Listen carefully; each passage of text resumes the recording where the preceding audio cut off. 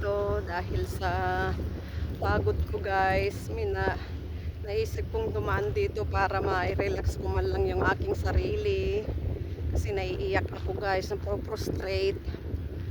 Parang ang ganda kasi ng dagat guys. Kaya naisip kong dumaan para matanggal man lang yung pagod ko pagka prostrated ko guys. Ayan.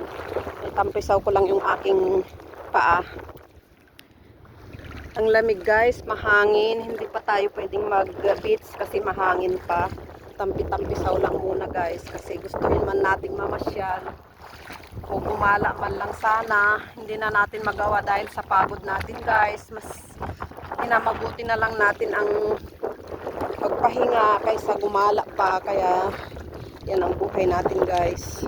Tiis-tiis muna. Guys, ang sarap talaga ng tubig. Oh, sarap sumimpisaw talaga. Yan, tampisaw ko yung paa ko guys. Ang pagod kong paa. Yan. Buhay ko, buhay OFW guys. Kailangan talagang kumayod.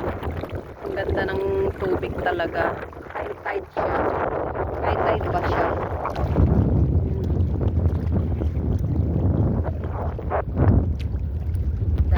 Daming guys, nagpapatakbo ng ang tawag dyan.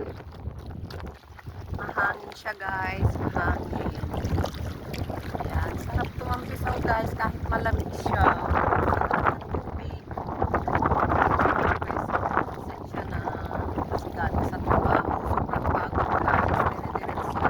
Alas di ka nga makain ng tubig. Grabe, 2 months kasi wala sila guys, kaya binas out niya lahat. Iwan ko anong nakain niya. Pero okay lang para makasingit naman ako konti. Thank you guys.